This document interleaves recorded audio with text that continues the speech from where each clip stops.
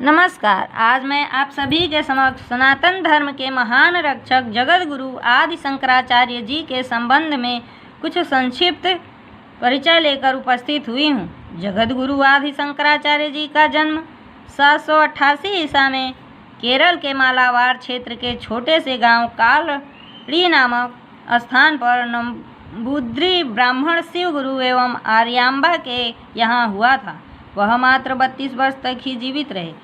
इनके जन्म की एक छोटी सी कथा है, जिसके अनुसार शंकराचार्य जी के माता पिता को बहुत समय तक कोई संतान प्राप्त नहीं हुई थी, तो उन दोनों ने कड़ी तपस्या की। कड़ी तपस्या के बाद भगवान शिव ने माता को सपने में दर्शन दिए और कहा कि उनके पहले पुत्र के रूप में वह स्वयं अवतरित होंगे, परंतु उनकी आयु बहुत ही कम होगी। शीघ्र ही वे देवलोक गमन कर लेंगे। शंकराचार्य जी जन्म से ही बिल्कुल अलग थे। वह स्वभाव में शांत और गंभीर थे। जो कुछ भी सुनते थे या पढ़ते थे, एक बार में ही समझकर अपने मस्तिष्क में बिठा लेते थे। शंकराचार्य जी ने सभी वेदों और लगभग 6 से अधिक वेदांतों में अल्पायु में ही महारत हासिल कर ली थी। समय के साथ उनका यह ज्ञान अथाह सागर में तब्दील होता चला गया। उन्होंने अपने स्वयं इस ज्ञान को बहुत तरह से, जैसे उपदेशों, रचनाओं के माध्यम से देश में अलग अलग मठों की स्थापना करके, धार्मिक ग्रंथ लिखकर, अलग अलग तरह के संदेशों के माध्यम से लोगों तक पहुंचाया। वह संस्कृत भाषा के प्रकांड विद्वान थे। शंकराचार्य ने देश के चारों कोनों पर 4 मठों की स्थापना की। उत्तर दिशा में उन्होंने बद्रिकाश्रम में ज्योतिर्मठ की स्थापना की थी। इसके बाद पश्चिम दिशा में द्वारिका में शारदा मठ की स्थापना की थी। दक्षिण में श्रृंगेरी मठ की स्थापना की।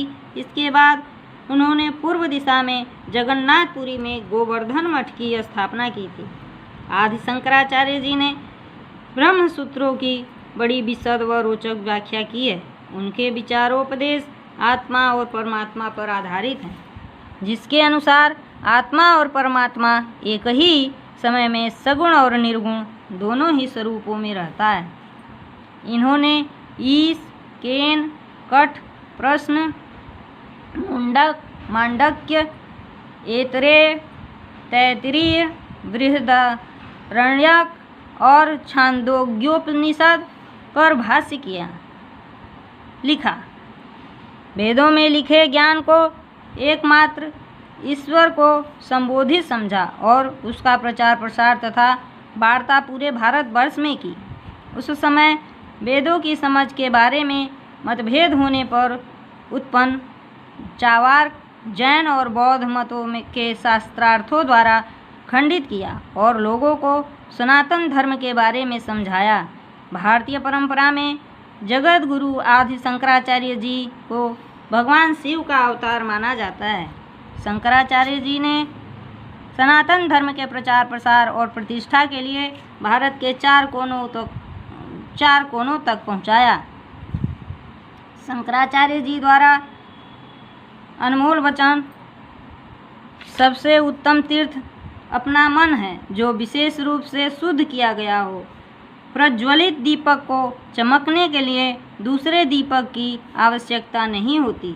उसी प्रकार आत्मा जो ज्ञान का स्वरूप है, उसे और किसी ज्ञान की आवश्यकता नहीं होती। यह मोह से भरा हुआ संसार है, बिल्कुल एक स्वप्न की तरह है।